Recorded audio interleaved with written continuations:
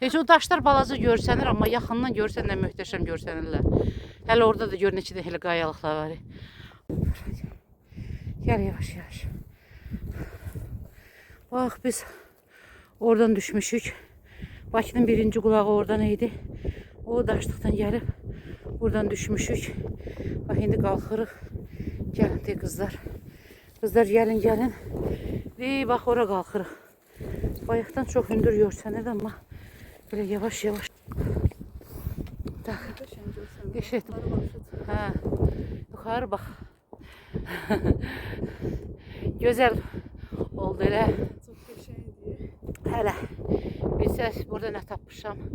Yəni xırda süsən güllər. Sonra bilmirəm Sternberg yedi nədirsə də 2 cür soğan tapmışam. Fərqli soğanlı yarpaqları. Gusini luk da var 3-cü. Özümüzü də tapmışıq. Özümüz də çox möhtəşəm gəzirik. Çox gözəl. Bu qədimi daşlıqların içində. Özün tapır orada. Hə, Aynur. Özü nə tapır? Gəl.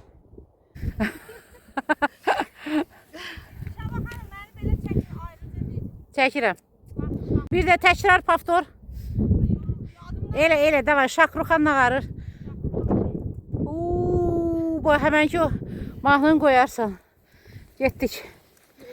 Səni bu dağda bir dəfə belə özün. Ana bura bax.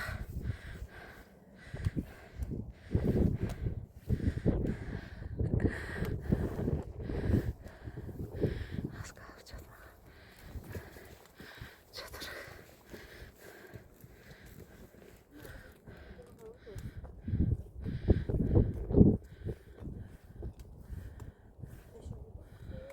Biz oradan çıxırıq səhərdən.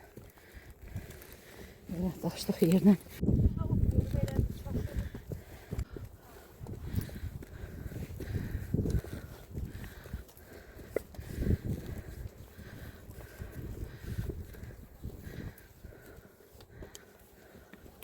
Bir də o qırağı çəkək görsənir qıraq yoxsa.